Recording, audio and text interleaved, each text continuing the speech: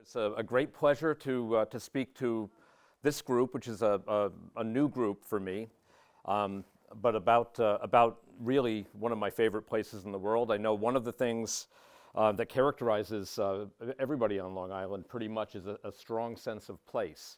And I'll begin with a little bit of biographical stuff. I'm going to mention a couple of times my partner Patricia Lindsay.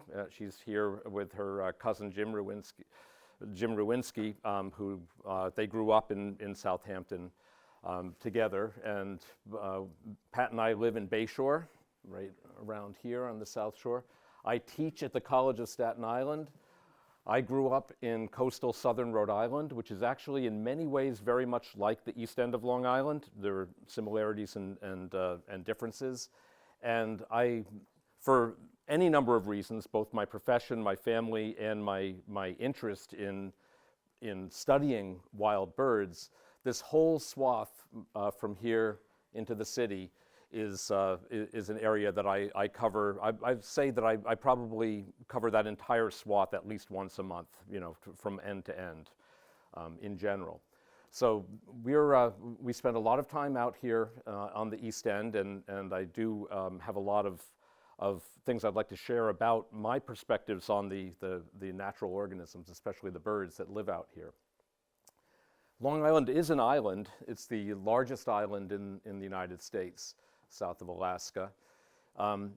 Because it's the northern end of sort of the southeastern North American sort of geology. In Texas and Florida and the Carolinas, you have the big salt bays with the big barrier beaches.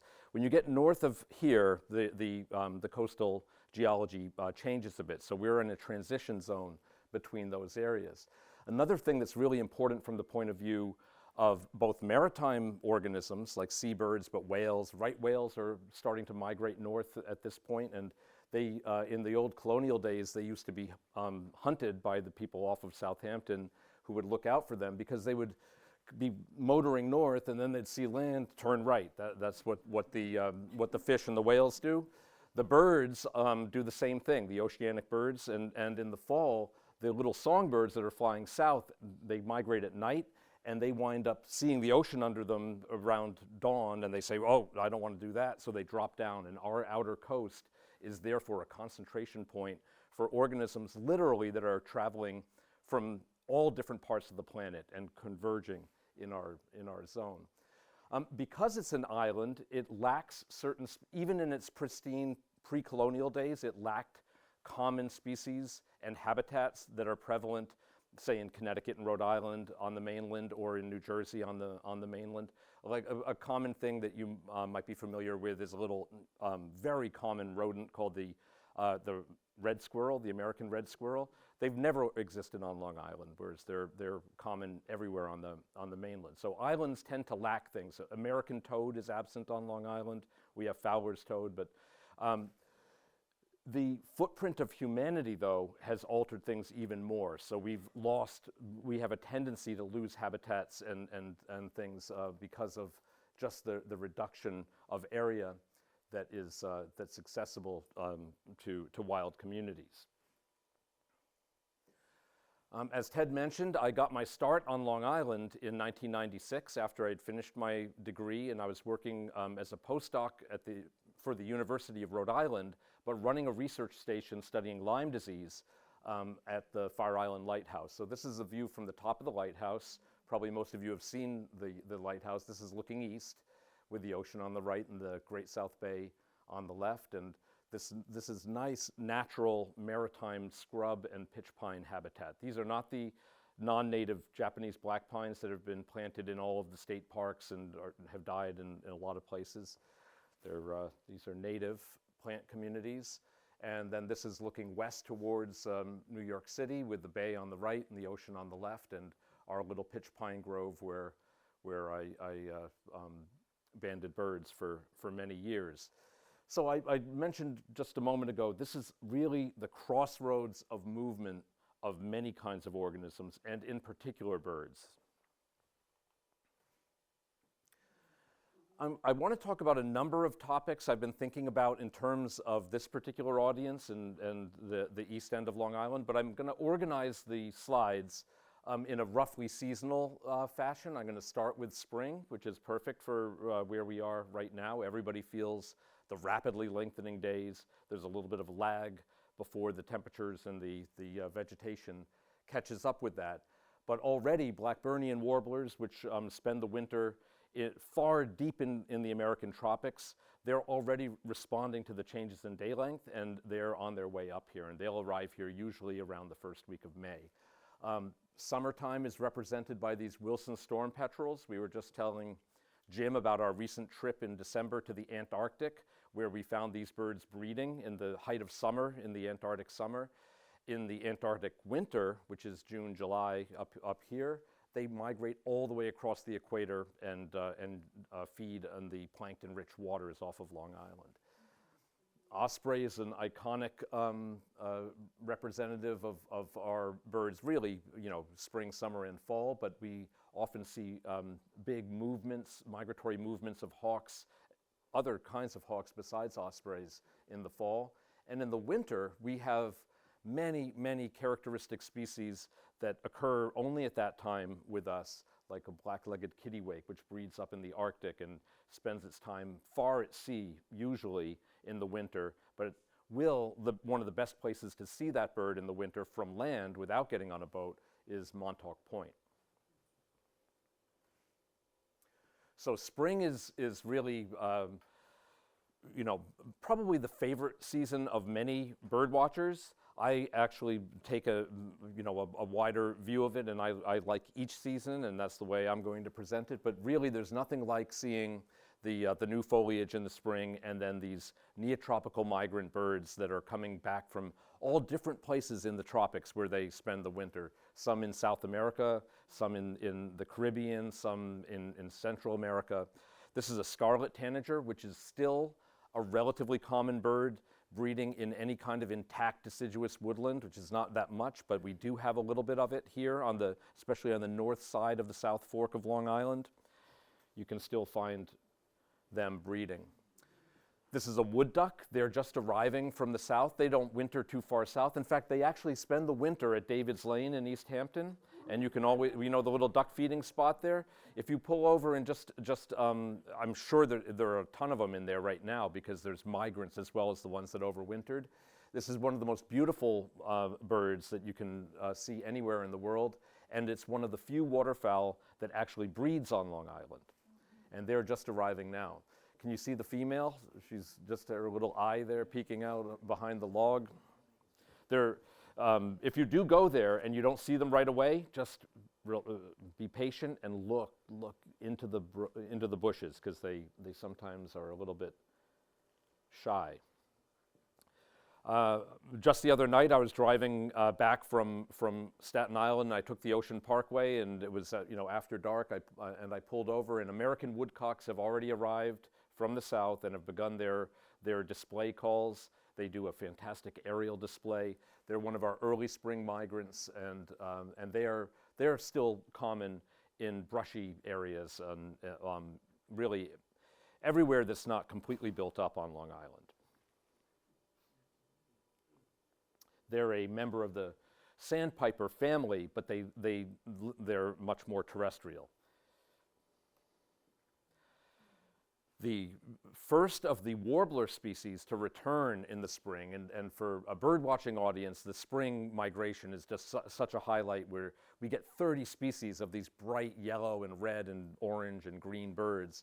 And the pine warbler is one that is going to be returning just over the next few days to our area, and they are, you can hear their beautiful, soft, trilling song anywhere where there are pitch pines or white pines or on Long Island. So they're quite common on the South Fork. And then this beautiful bird, I'm sure all of you have seen, though you may never have seen it closely enough to appreciate the amazing iridescence of it. Tree swallows are just arriving right now. They're the earliest of the 6 species of swallows that breed on Long Island, or 5 species that breed on Long Island to arrive. They're just arriving back, and they're cold tolerant in part because they're capable of feeding on bayberries when there aren't any insects around. So the other ones have to go far south so that they can reliably find flying insects to feed on.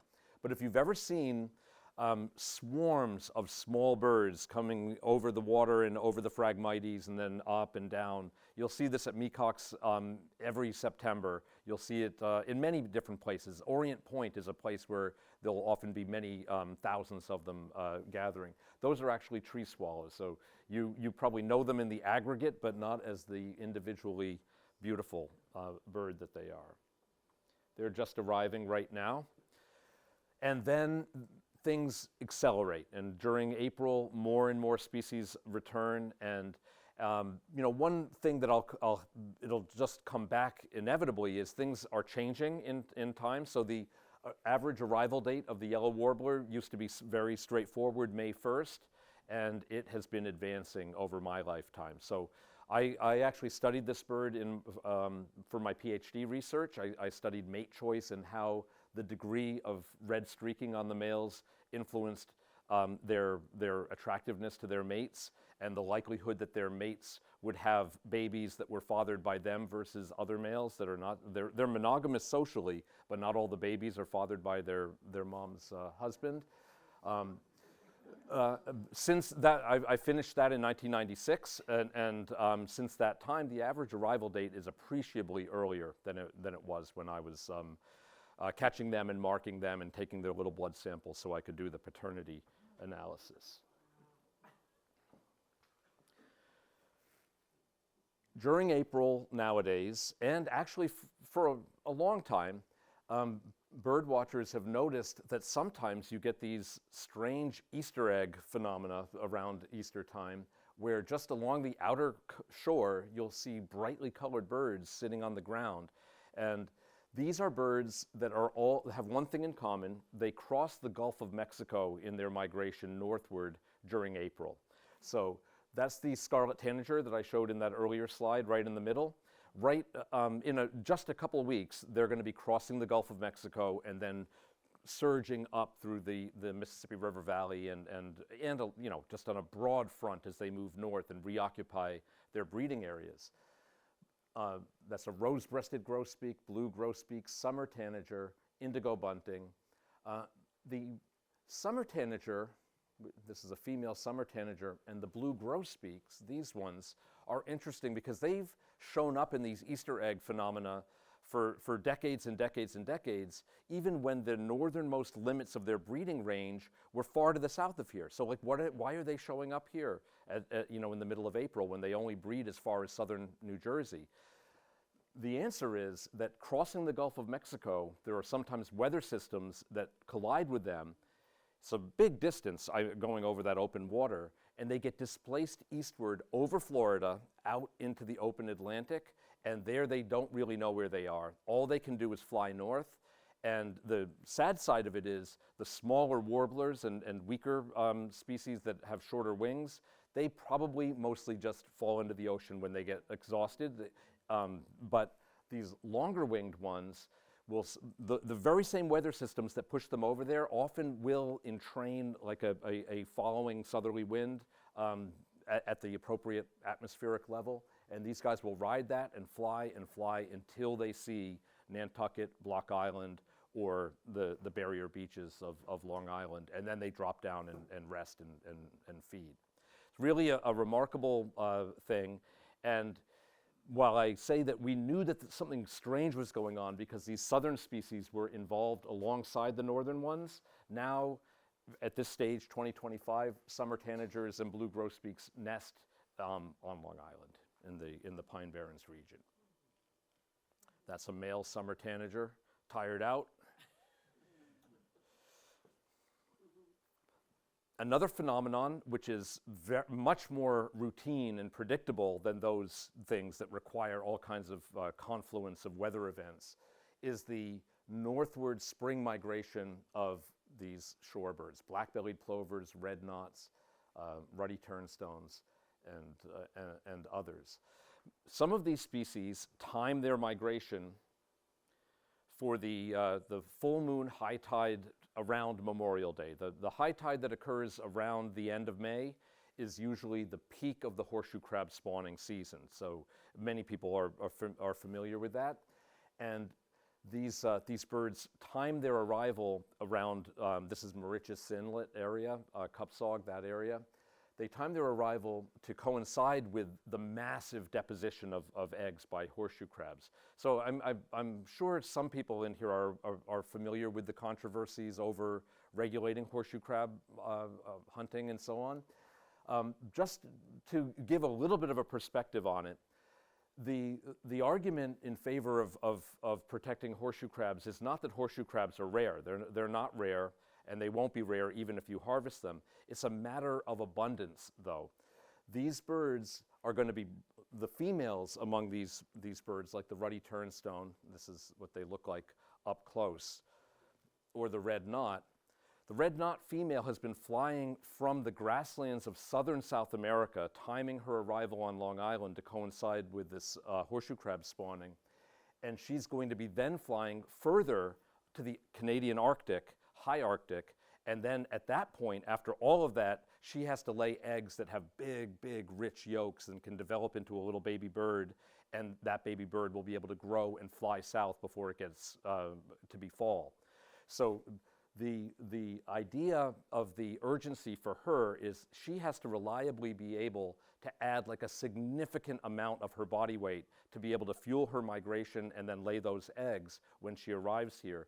And the difference between inches thick layers of horseshoe crabs and just, millions of horseshoe crabs, so trillions versus millions is a big, big difference for these birds. And their populations have been declining steadily now, and it's gotten to the point where when things decline gradually, they're not yet rare, but their trajectory is going in the wrong direction, and they are at maybe more than 10 times. They're less than 1/10 of what they were in my memory, and maybe getting closer to like 1/100th of what their abundance was.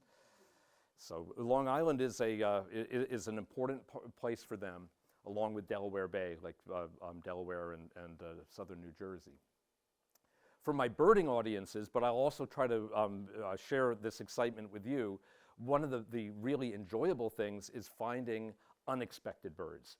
And Long Island has one of the longest histories of being a place where the sport of bird finding has been brought to the highest level. So the bird on the left is a glossy ibis. Probably some of you are familiar with that bird.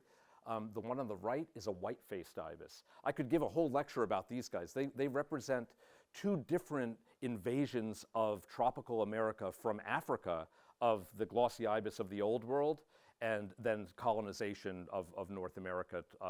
First by the white-faced ibis, long enough ago that they've already evolved to have a different color patterning and so on, and then probably just in the last century and a half by the glossy ibis. In any case, the white-faced ibis occasionally shows up around here, and the very first one ever seen in Suffolk County was found by Patricia and me at Scoy Pond in the Grace Estate, just in this same sort of a special place that we've been talking about, the northern part of the South Fork.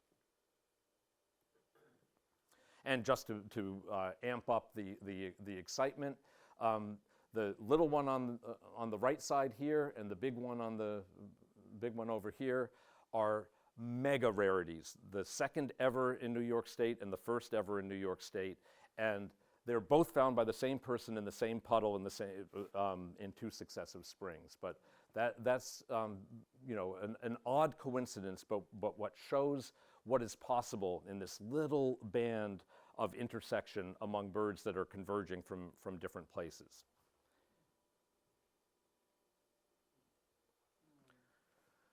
So this is not too far away. Our ospreys will be back soon. One thing I did not add in here, but people are familiar that ospreys are a major conservation success story. Eastern Long Island historically had some of the, probably the largest concentrations of breeding ospreys on Plum Island and Gardiner's Island. Hundreds of pairs of ospreys just on those relatively small areas. And then they suffered a catastrophic decline in population everywhere in North America that was identified as being related to DDT. And it was actually an Eastern Long Island naturalist. He was actually a Renaissance man. His name was Dennis Poulston. He lived in Brookhaven Hamlet, and he was one of the people who actually made the case and brought it forward and effectively brought attention to it so that policies were altered and DDT was regulated, and we have all seen the resurgence of their population. What I was just reminded of is bald eagles have also followed in the wake of the environmental improvements, and they are now being seen and breeding in multiple places on Long Island. These are some iconic beach birds that I know are well known to people who are not even particularly fond of birds. But on the upper left is the piping plover, and in the bottom right is the least tern. These are obligate beach nesters. They only nest on beaches. They don't nest in like all kinds of different places, and sometimes on beaches. That's where they nest. And as different as the adults look, they're actually related to each other. They're in the same order, the Charadriiformes, the shorebirds, and the gulls and terns. And their babies are actually surprisingly similar looking, which is often true among related organisms. The younger age classes look more similar, and as they mature, they go their separate ways. So the environmental protections that have been applied to for these species have been actually quite successful in the coastal United States, and their population declines, which had been extremely alarming, have been eased quite a bit.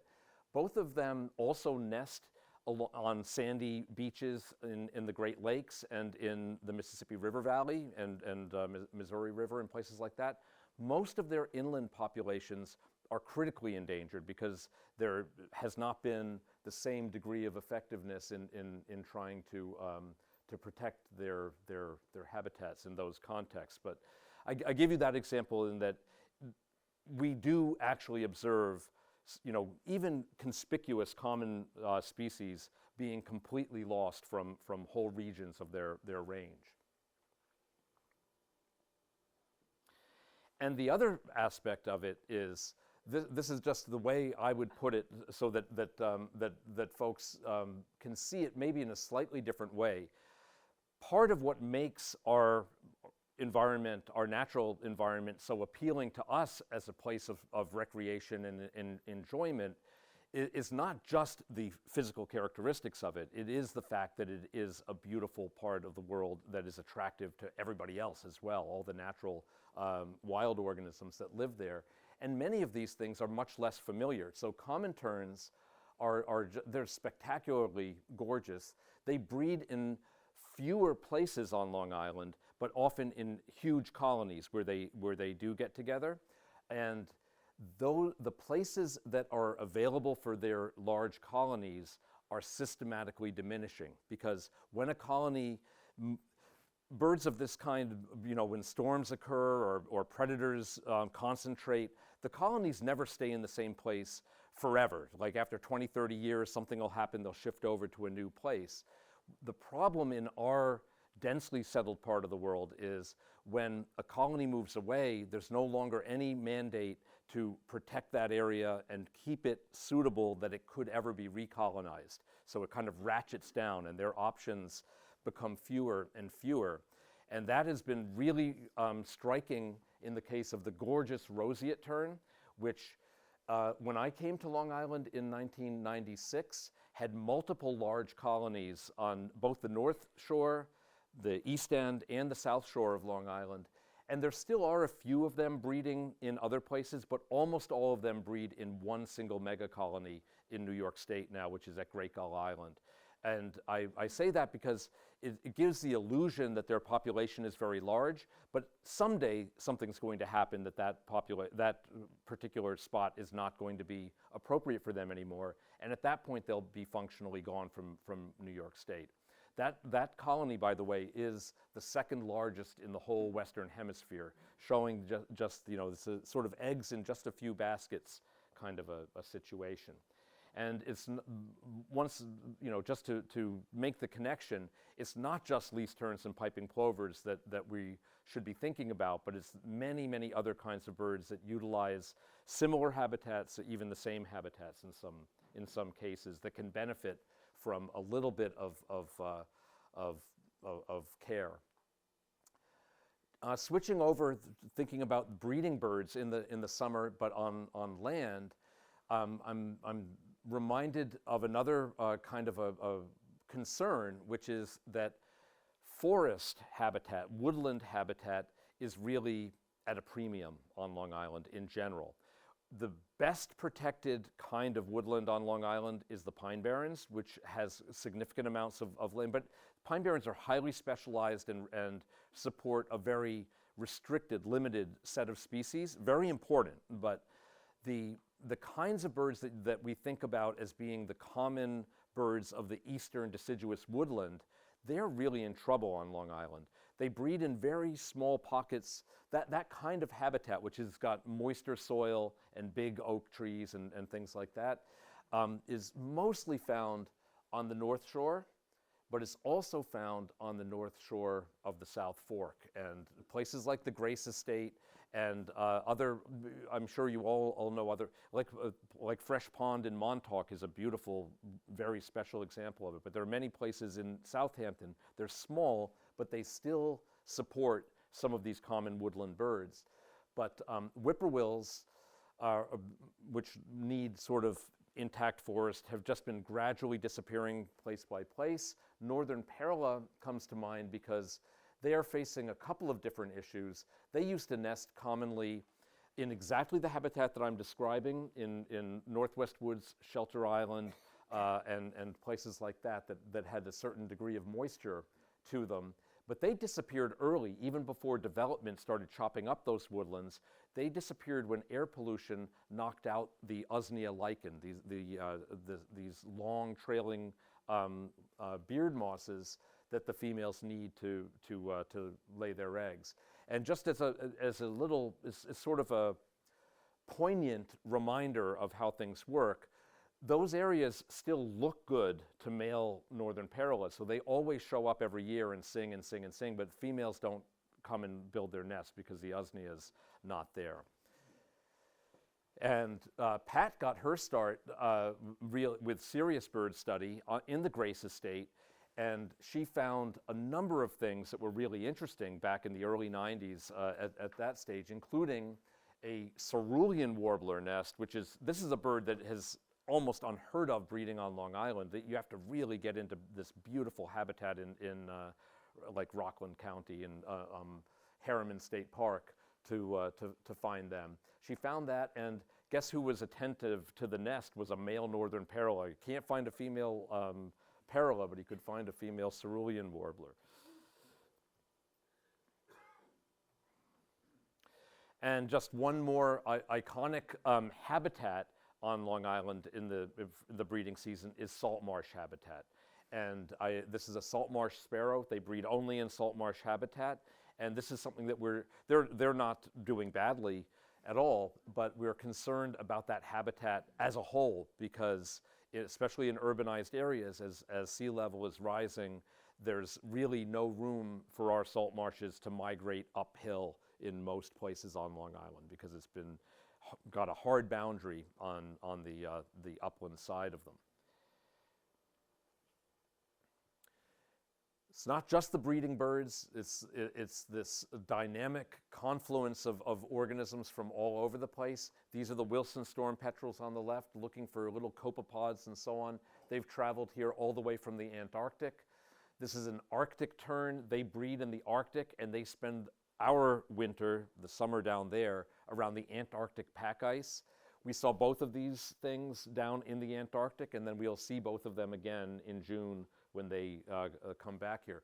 By the way, the Arctic tern, because it breeds in the Arctic and it goes all the way to the Antarctic, they used to be a mystery to New York birders. Nobody could find them because they don't really stop by and visit with us. The adults don't anyway. But what Pat and I discovered is that the teenagers, the 1- and 2-year-olds who aren't yet old enough to breed, they don't have to go all the way back to the Arctic, right? They could stay in the Antarctic or they could go anywhere they want. And we found that places like Kupsog and Mecox Bay are attractive to them. They probably spend most of their lives for those first 2 years out over the open ocean and then drop in and visit with us during the summertime. These two birds, curlew sandpiper and redneck stint. Redneck stint breeds in the Russian Far East, eastern Siberia. Curlew sandpiper breeds in the high Arctic of the Old World, and they have shown up numerous times on Long Island because of their own quirky dispersal habits and migratory oddities, but also because the environment here is capable of attracting them should a wayward bird make its way around. And that's what wayward birds are doing. They're in my judgment, a lot of the time, they're not just being pushed around by storms, but they're actually exploring the world, looking for patches of appropriate habitat that they might be able to colonize if where they're coming from becomes altered and no longer so attractive. But one thing that we do experience on eastern Long Island are hurricanes. So you all know about the great hurricane of 1938. We birders try, if it's not too dangerous, we try to get out on the right-hand side of hurricanes to look for birds if we can, which is what we did with Hurricane Irene, which took a slightly more westerly track. When I say the right-hand side, I'm looking at it from the hurricane's point of view as they're moving north, because on the east side, this counterclockwise flow means that the wind speeds have the forward speed of the storm added to them on the east side as opposed to the west side, which is often where most of the rain occurs. So we were very excited. Irene took us a path that was to the west of us. It didn't go very much overland before it got here, which means that any oceanic birds that got entrained in it in this area would still be with the storm and not have, they drop out when they hit land. And we went out that morning, it wasn't that bad. By the way, this is, I can say this now because they close the roads and bridges when a storm is approaching, because we've had a couple of bad storms in the last couple of decades. But at that time, there hadn't been a really damaging hurricane in this region for a while, and people forget. They forgot between the 38 storm and Carol in 1954 in Rhode Island. So then there was, Hurricane Bob in 1991. They forget, and which is good for us to an extent, because the ones that aren't too dangerous, we eventually will be able to get access to the shore again. So we ventured out. They hadn't closed the bridge down. I really wanted to see a bridal tern. Bridal tern is a very abundant tropical tern. We're driving down. There's a little bit of water coming over the Ocean Parkway. Not too bad. It's not too dangerous. And then sitting there on the side of the Ocean Parkway is a bridal tern. This thing I deliberately was sort of risking my life to see. And so Pat said, I've seen sooty tern chasing hurricanes a few times, which is a more common bird. And Pat's saying, well, remind me there's a subtle difference in the face pattern. On a sooty tern, the white on the forehead doesn't go back as far over the eye, and it forms like a little trapezoid. And we're having this conversation, and I said, it actually looks like that, because there's a sooty tern sitting on the side of the road. And we wound up seeing a number of these and other just extremely rare seabirds that day.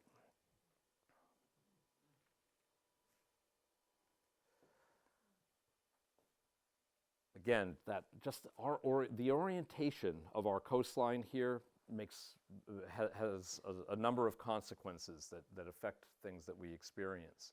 In the fall, Myrtle warblers are sometimes seen in the tens of thousands as they pour out of the north woods on their way to their southern wintering grounds. And again, they don't want to go out over the open ocean, so our outer beaches are often just jammed with thousands of these beautiful, beautiful birds.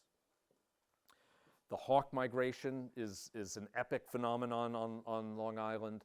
The ospreys will migrate and catch menhaden, eat it on the wing, bring it, stop for lunch, continue on their migration all the way to South America in many cases. Our ospreys go a long way. Has anybody seen an osprey yet? I have not. Yep, any day, right? Today, yesterday. Yep, so no, it's like they're not here and then they're here. Our hawk flights are very different from those you might have heard about in places like a Hawk Mountain or at Derby Hill or Braddock Bay on Lake Ontario. They get different kinds of hawks, the soaring hawks and eagles that don't like to cross water. Obviously, if you're going to be on Long Island, you probably crossed water somewhere, right, to get here. So the hawks that we see in migration, like at the Fire Island Hawk Watch, are what we call the accipiters, or the small bird hunting hawks like the sharp-shinned hawk, and the falcons like the merlin, and the larger relative, which is more familiar to people, the peregrine falcon, which has recovered again from DDT greatly. And our hawk migration is really, really exciting. I urge you, if you have the opportunity to get out to the outer coast September to October, when there are nice northwesterly winds, you'll probably see some of these things. If you really want to experience it fully on such a day, if you're in the neighborhood, stop by the Fire Island Hawk Watch, which is right at a platform just east of the Fire Island Lighthouse in Robert Moses State Park. And there are always volunteers there counting hawks during September and October, and they'll explain what's going on. This is standing at Montauk Point, looking at Block Island, the southeastern light on Block Island, and that's a northern harrier or a marsh hawk flying in from Block Island, that's a regular thing that they do. Peregrine falcons, other falcons, and northern harriers will jump from island to island and then scoot along the ocean shore as they go south. That's peregrines and a baby peregrine taking a bath. In the fall, the number of species that you can see is just tremendous. This is a red-eyed vireo. It's one of the most abundant breeders in the intact eastern deciduous woodland. They breed still commonly in the right habitat in eastern Long Island, but only in those little patches like the Grace Estate and similar places. And they go all the way to Amazonia to spend the winter. This is a hermit thrush. This is that beautiful flute-voiced bird that you'll hear up in the Adirondacks, and not just in the Adirondacks, but they actually do breed a little bit in the pine barrens of Long Island around Manorville. And yeah, that's a hermit thrush. Beautiful. In my mind, they show up in spring migration around the beginning of April, but they actually spend the whole winter here now, and it might even be an early migrant because they're on their way. So that's exactly right, and they're a beautiful bird, one that is normally very hard to see during the breeding season because they're in these dense woodlands, but in migration or in the winter you can have these encounters with them. This bird is a golden crowned kinglet, and it weighs 5 grams. 5 grams is 1/6 of an ounce, I think, if I'm doing my math right.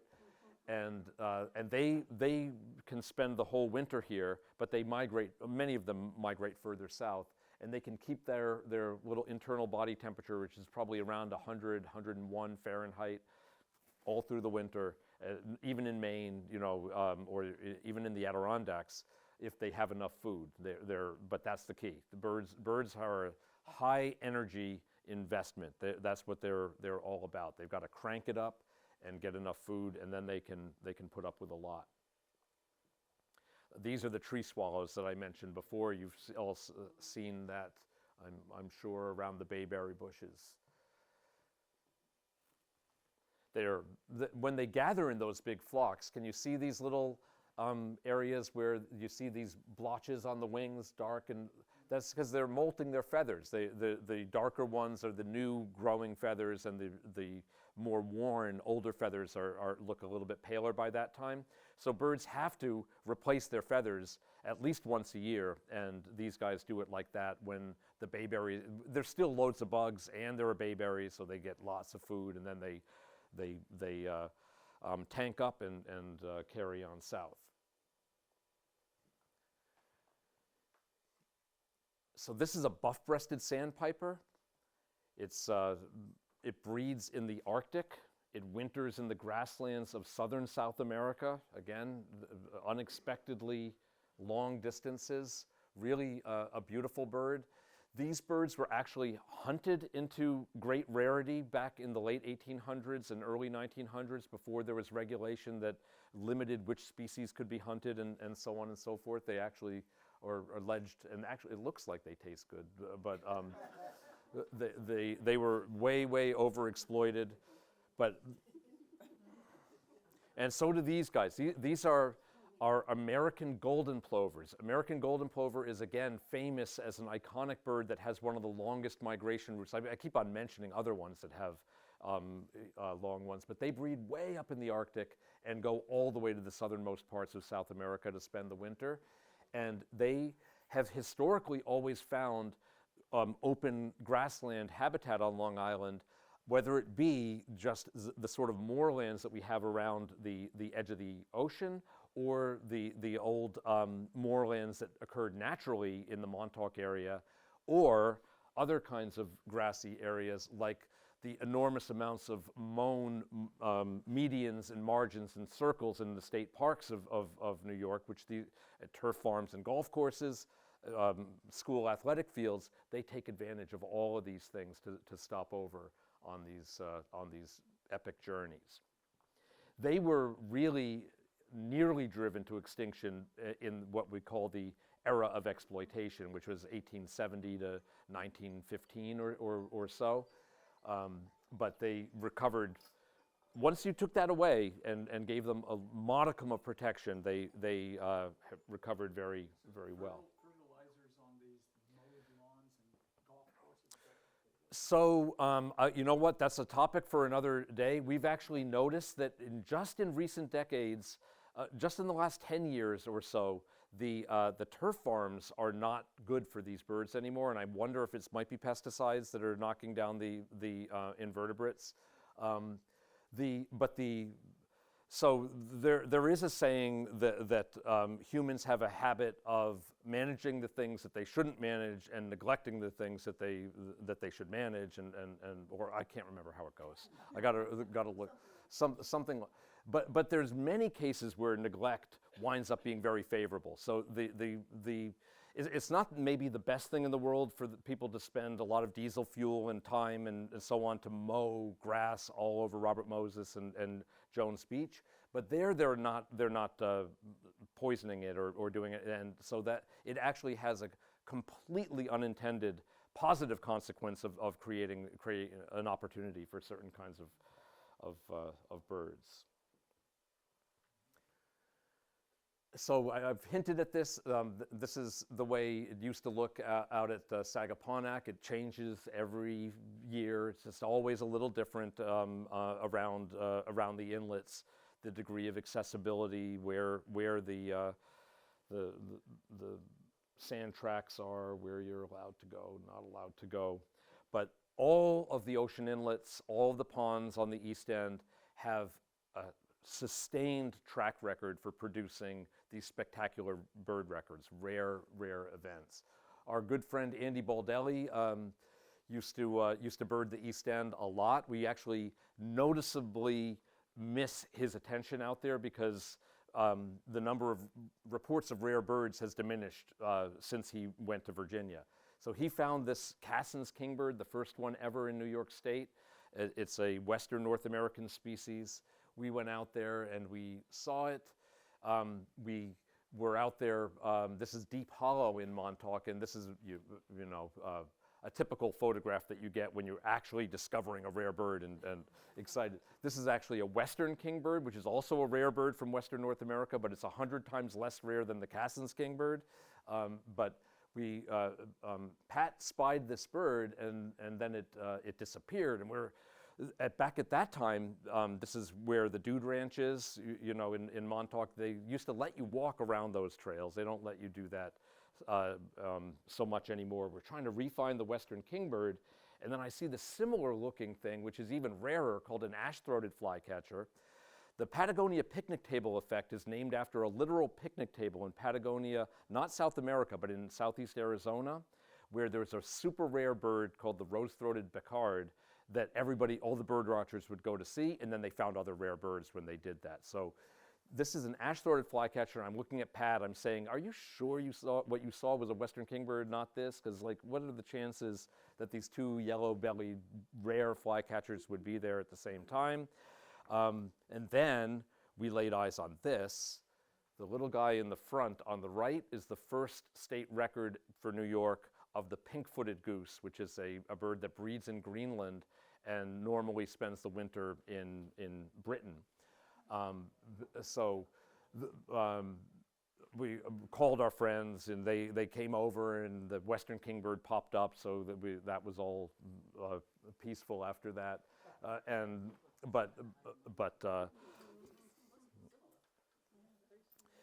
But just as an indication that this is, you can sense it's sort of a game, but it's also informative. That was 2007. And by now, pink-footed geese show up on Long Island every year. The Greenland population has exploded, and that was the first hint of a population expansion and a colonization, where now eastern North America is part of the winter range of this bird. So shifting into winter, which is now in the rear view mirror for us for the most part. Again, this is from Camp Hero. You recognize Montauk Lighthouse.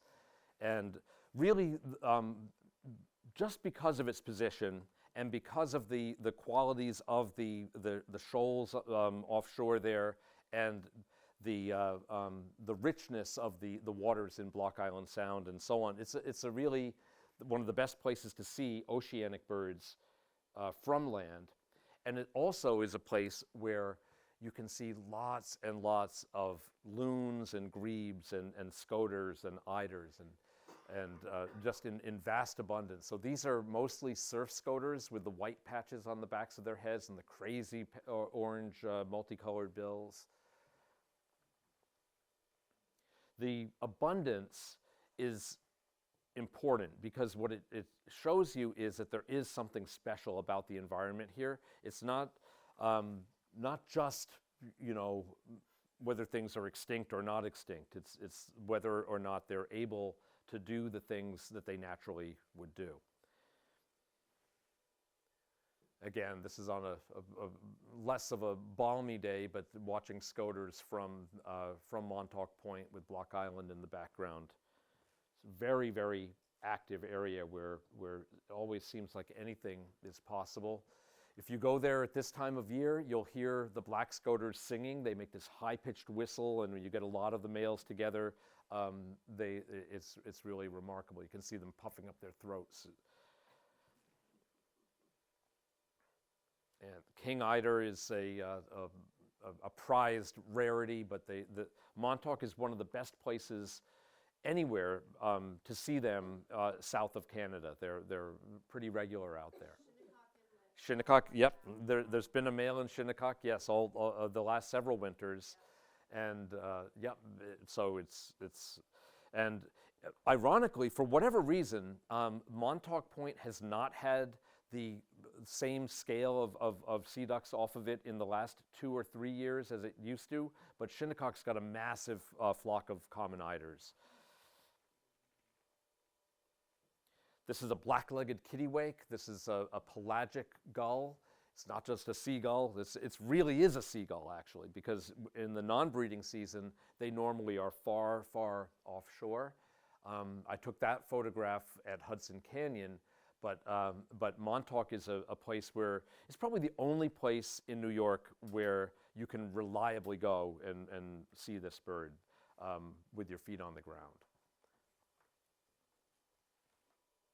During storms, you can see them, from shore just about anywhere, but they're actually finding what they feed on in those particular waters.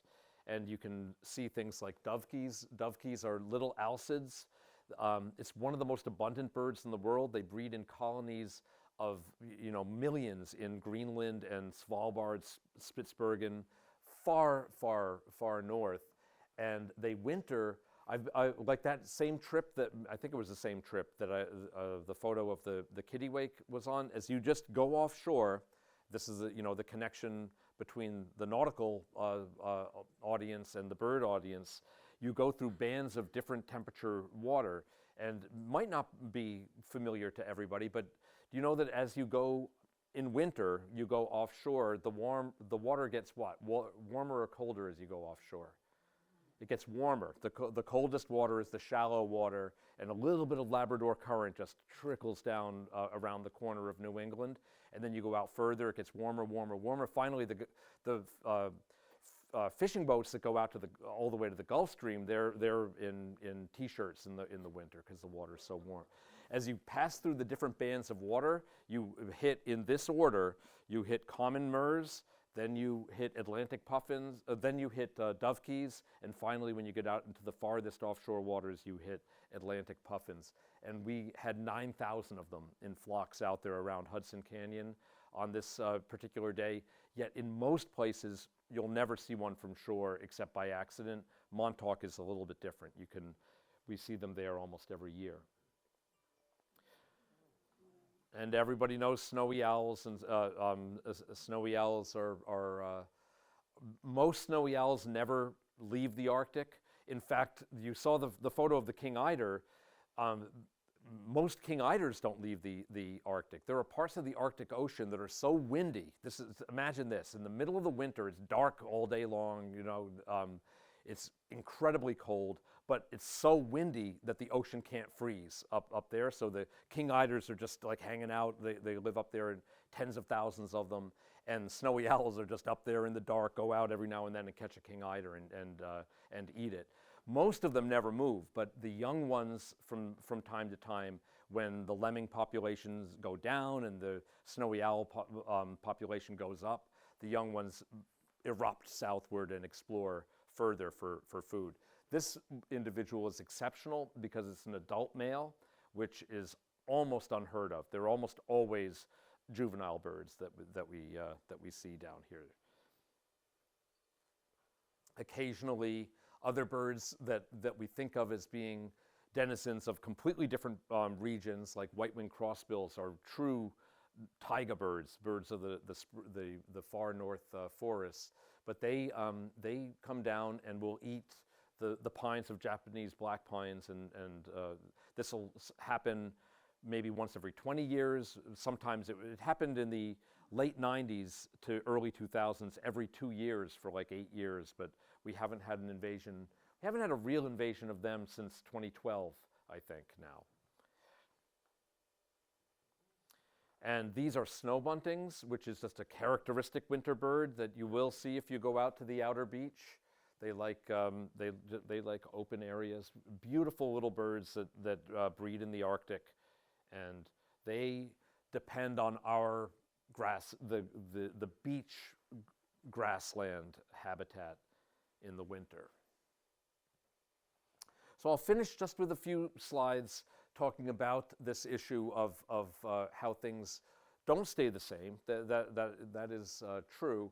And our winters have gotten milder, and in particular, the duration of freezing conditions has generally gotten to be less and less and less over time. It's still, almost every winter, it gets pretty, it freezes up, but if it doesn't freeze up for too long, birds that are intolerant of freezing conditions can survive, and they're doing this more and more and more. This is an American bittern right along Dune Road. And that used to be a real rarity in midwinter, but now it's pretty much a normal thing. And of course, the northern cardinal didn't even exist on Long Island until it invaded. You keep on using that word, I shouldn't use it in this case. It expanded its range from the south during the 1950s, 60s, 70s, and until now it's one of our most abundant, characteristic year-round resident birds, but it was completely absent and unfamiliar to people 100 years ago.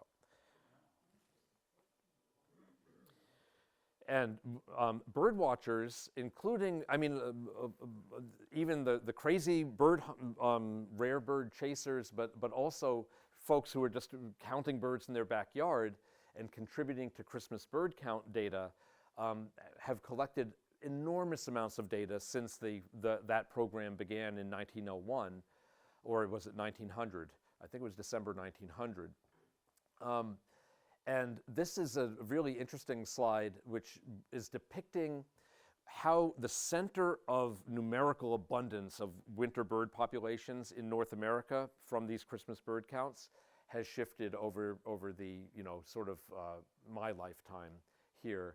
And there's error around it. There's a great deal of variability, volatility, and error, but the trend towards birds wintering further north than where they used to winter is unmistakable. And it's obvious to bird hunters and so on. When I say hunters, I mean, what we normally mean as hunters, but also the rarity hunters that are keeping track of the unusual things that they see. So some of you probably know gray catbird. Gray catbird is a very characteristic bird. It's got quite tolerant of a wide variety of shrubby habitats, from very natural habitats to fairly built up suburban habitats. Not really dense suburbia, but anything short of that. They're a very I love them. I think they're beautiful with the chestnut under the tail and the black cap. And if you had the light shining hard on the eye, you'd see the eye is actually this deep maroon color. It's really a gorgeous bird. The vast majority of them spend the winter in Mexico. They're far south, but they also winter along the Gulf Coast and so on. But on Christmas bird counts, people have always tended to find one or two of them along the coast in December. It's not that unusual. But we've been studying them on Block Island, going out to Block Island not only in December, but going out there in November and then again in February to follow up to see, were they just kind of dragging their heels on their way south, or did they stay, did they die? And what we found is they're actually surviving. Their rate of survival from December to February is not that much lower on Block Island than that of other more characteristic winter birds like white-throated sparrows. So they're able to take advantage of this changing environment. Part of it is actually due to human alteration of the environment, like this multiflora rose, right? That didn't used to be all over the place before people planted it. It's in some ways not great that we have invasive plants all over the place, but we do, and there are these completely unanticipated, unscripted, positive things, or at least things that are interesting to us. So this is, they're now part of our winter scene, like your hermit thrush. That didn't used to be sort of normal in winter. Now it is, and the finishing point is simply that this island and its environments, although they don't stay static and constant and never will, as long as you give it any kind of a chance, they're going to remain attractive and support these interesting communities of wild organisms that are part of what make it so special to us.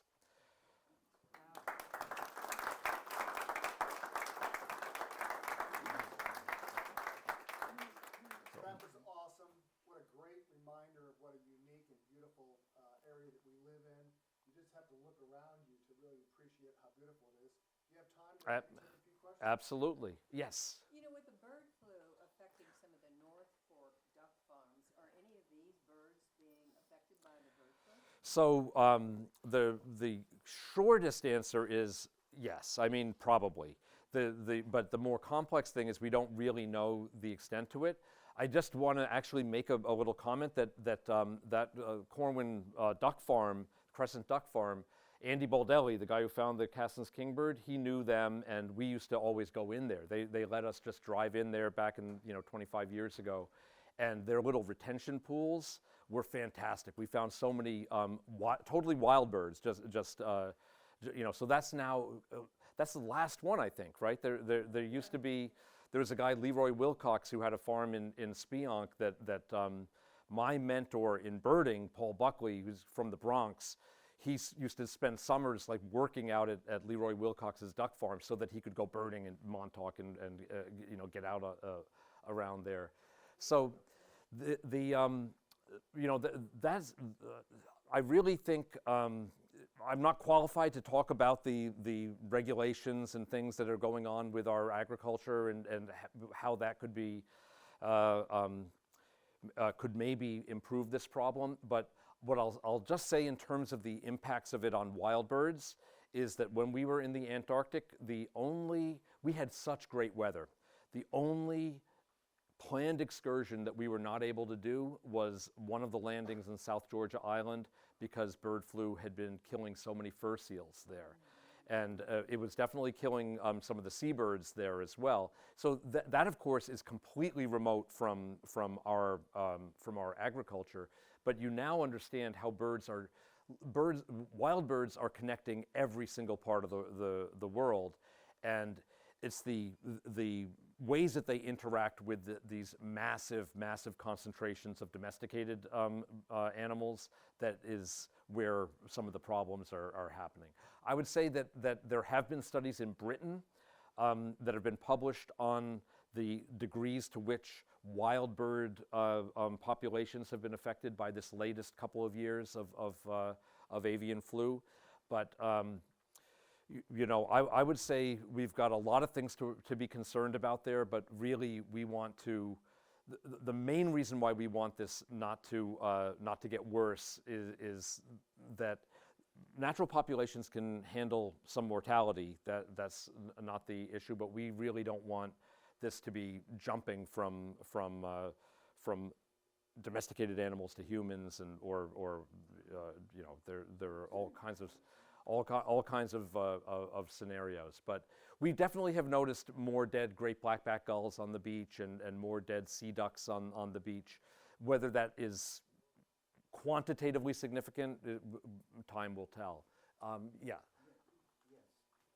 Could you back up a bit and talk again about habitat changes, especially in the uplands, where Norway maples, sycamore maples, ailanthus have taken over the vast majority of woodlands on eastern Long Island, but also the white-tailed deer that has grossly denuded all the understory and prevented any kind of reproduction of the native hardwood oaks.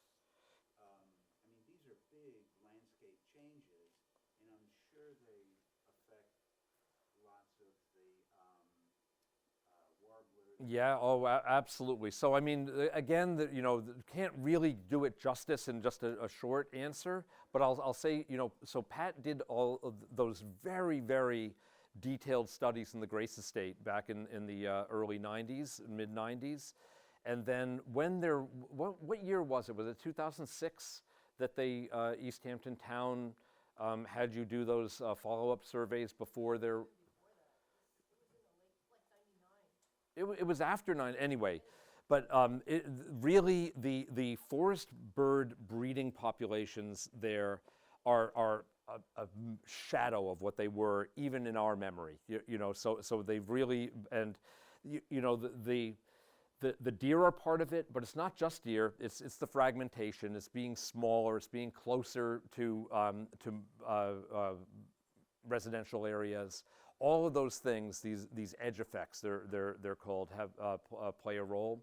And I guess the answer that I would give is I always think in terms of when it comes to policy change, what you can do to make things better is to identify the problems that are more under your control, and you want to identify everything, but the ones to focus energy on are the ones that are more manageable or feasible.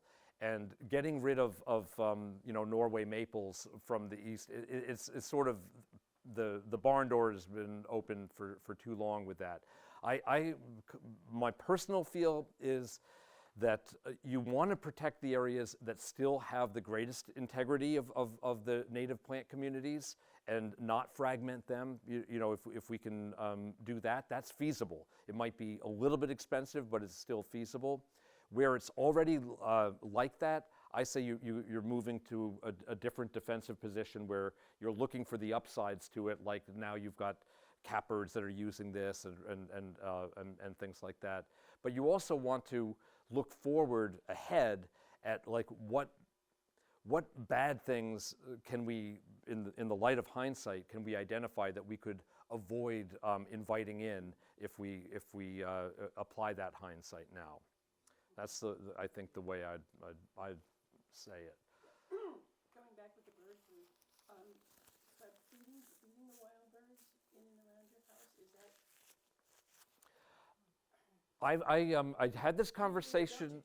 I had this conversation with my sister just a couple of days ago, and my first answer is I'm not an expert on that, but I also so I'd kind of look at guidance from like the Audubon societies, because they are kind of keeping track of it. Nobody really knows at this point what's going on at a full level of detail, but what appears to be true is that the small passerine birds, the land birds, are not showing very much sign of being affected at this point. It's mainly waterfowl, these larger birds that occur in very dense populations that are showing signs of it. So when my sister did a little bit of sleuthing, she said that there were not any recommendations to just cease bird feeding at this point.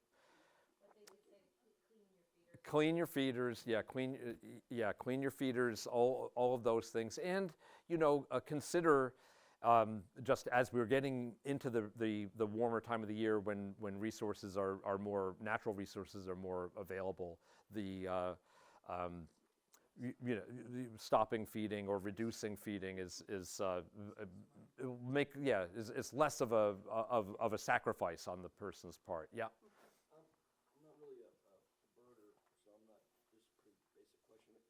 When you were talking about the warbler early in your discussion, and you were mentioning how some of these birds got caught, the migratories come over the Gulf of Mexico, got caught on the wrong side of the hurricane, and some of them obviously just couldn't make it back. But I'm wondering, is that fairly common, or is that situation really due to that hurricane? And kind of a follow-up question is, I'm wondering why this, particularly small birds, why nature has them taking these enormous distances. Yeah. Florida and get as much warmth as I know.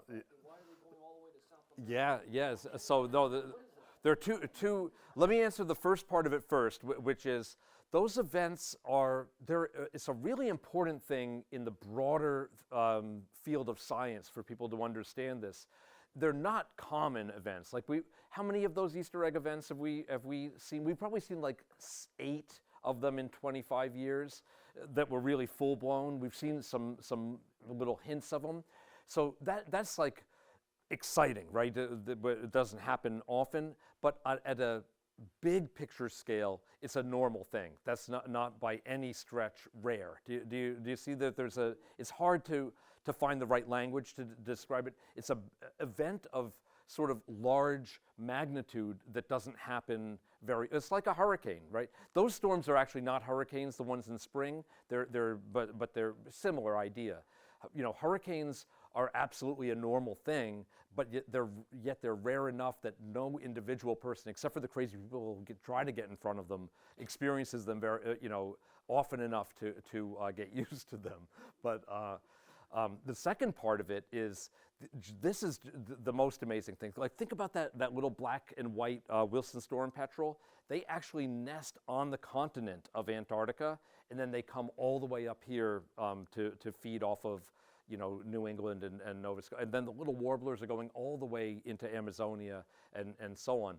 So I'll turn it around. It's all about resources and costs and benefits. So there's a cost to undertaking a risky migration, and the cost of the female red knot. I mean, think about it, the energy expenditure she has to put in to migrating many, many thousands of miles and then to produce these eggs and so on. There's these costs, but there's benefits. They're able to find resources that can support their reproduction, and they can make their babies and do their thing. So the way people almost never think of it this way, but that red-eyed vireo, the green one with the black line through the eye that winters in Amazonia and is one of the most common birds in the woodlands up here, we have the habit of thinking that it's our bird that is taking the risk of going to South America, but it actually has an identical looking relative called the chivi vireo that stays year-round in Amazonia.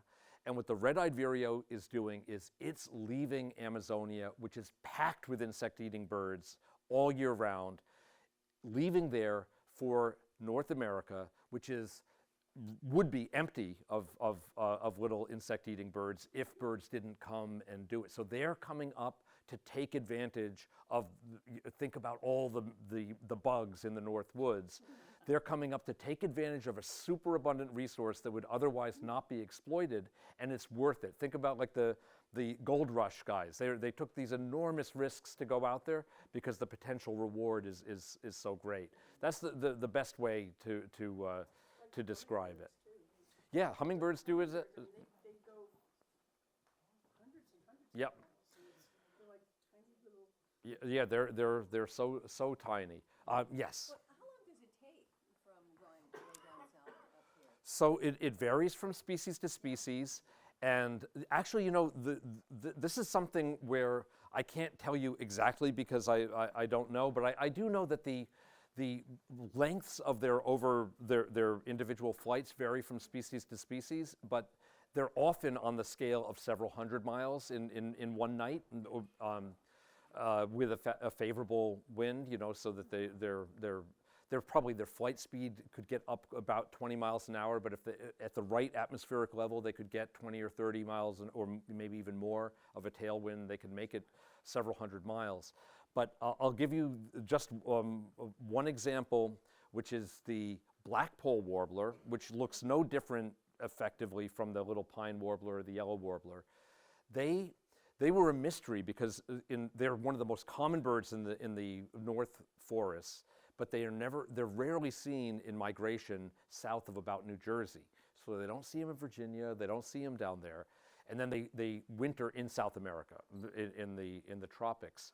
So somebody a long time ago proposed, well, maybe they're just flying nonstop from New England over the ocean, and that turns out to be true.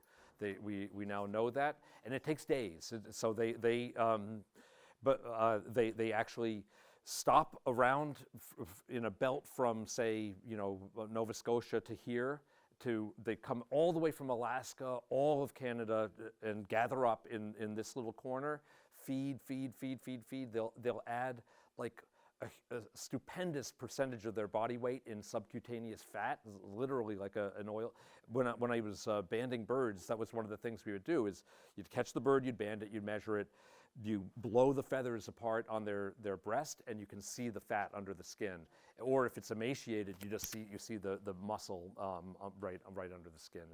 And the ones that had loaded up were just bulging with fat there.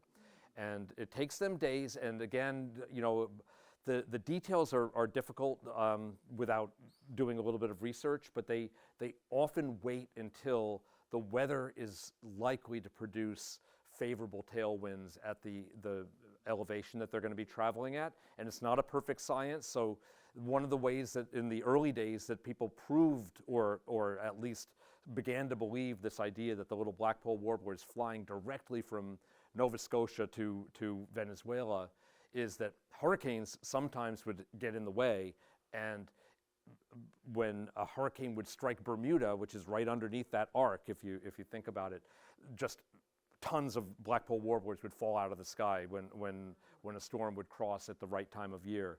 So, and people on ships would report the same sort of thing. They're out there just trying to get through this hurricane, and meanwhile there's all these blackpoll warblers landing on the boat, and you know, like the gentleman asked, you know, these bad luck occurrences happen to all kinds of organisms, and many do die when they do that. But the ones who make it are reaping a big enough reward that the strategy pays off. Yes, you. Yeah. Oh, there are. So the yellow rump does not breed on Long Island. That's the common one in the fall especially, and in the spring, and it's the only one that we normally see in the winter. Right in the bayberry belt is where you see them in the winter. The commonest ones are that breed here are the common yellowthroat and yellow warbler, my little study organism. They breed anywhere where there's wet, thicket, woody vegetation. Those are really common. A common one in the North Sea area, or wherever, you know how on the north side of the South Fork, the coast has a characteristic habitat, which is the red cedars or junipers interspersed with deciduous bushes. When you get that, you get prairie warblers, and prairie warblers nest, they love that. It's the best place. They also nest in the pine barrens. Pine barrens, pine warblers are really common. And those. We used to get black and white and blue, we don't. So ovenbird and black and white warbler, I would give you as being these, like where I grew up in Rhode Island, just even in my low density suburbia in the woods there, they're just everywhere. Ovenbirds and black and white warblers, that's the way it used to be in eastern Long Island, but they nest on the ground, the deer issue, cats, raccoons, just edge effects. They can't be too near too many houses and so on. Those two are they still do nest here. Blue-winged warbler is another one, but they're very localized, not really numerous. If like spring migration, like we met, like Central Park is Yep. the highlight, but what would be some spots out here that would say? So spring migration on Long Island has a very characteristic thing. The farther west you go, the more reliable it is, because the big thrust of the movement is coming up the interior of the continent, and it's only sort of these more exceptional kinds of weather events that'll kind of push them a little bit. It's quite normal every year to get spring migration out here, but the East End is not good for spring migration of warblers, except when it is. Okay, no, it's not reliably good. But no, you'll even get the volume every now and then. But I'm talking again, like once every few years, you'll have these stupendous flights where exactly the right weather has to come together. It's got to be the southwesterly wind has to be in effect in Virginia at nightfall, and they have to get up, then they have to get out over the water, and then you need a backdoor cold front to bring fog and rain that hits here at dawn. That happens sometimes. The first year I was at Fire Island, it happened 3 times that spring. It happened on 30th of April, 13th of May, and 19th of May. You can go check the weather charts. Unbelievable. On the 19th of May, people were seeing just bushes full of Blackburnian warblers everywhere from Atlantic Canada to New Jersey along the outer coast. It was unique. I mean, it's unbelievable. Yeah. Further west is more in the pathway of the normal movement of large volumes of birds. Yeah. Yeah. Yeah, I'll give you one real hint though. Hunter's Garden in Manorville or Eastport, whatever it is. Hunter's Garden has a nice little natural water source, and it's just nicely set up, and that's a fairly reliable place to see spring migrants. That's closer. Yeah. Here's a stupid question. The goldfinch that you see out here in the summertime, bright yellow. Yep. I don't see them in the winter, but it looks like maybe the male's colors toned down close to the females. Absolutely. Migrating out of the area. Nope. They molt. They completely molt all their body plumage, and they look like a female. And that goes all the way back to my yellow warblers that The function of that yellow plumage is not to help you find food. It doesn't help you not be seen by a hawk. In fact, it's probably bad for you in every way except that it looks good to female goldfinches. So they invest a lot of it, but that's its role. So when they're not breeding, they revert back to an appearance that's more adaptive. Last show. Okay, Okay, one last, yeah. the lifespan of some of the species, and who has the longest lifespan? So just again from our Antarctic experience, where we were going, we saw 7 different species of albatrosses. I can't remember what her name is, but there's a Laysan albatross, not an Antarctic one, who was banded on Laysan Island, which is in, out towards Midway Island in the Hawaiian chain. And she's like over 50 years old. I think she's like, might be over 60 years old. And she has a baby again last year, I think. So larger birds live longer than smaller birds. And many of them, even our great blackback gulls and herring gulls, they often live 15, 20 years as adults. Their mortality is high when they're young, in their first year or two of life. And then if they make it that far, they can really live a long time. My yellow warblers, the oldest one I had, of course I didn't do the study for very long, is that they probably have about a 70% chance of surviving from year to year. So a few of them are going to wind up living 7, 8 years, but mostly they're going to live 2, 3, 4, 5 years for these smaller birds. Thank you so much.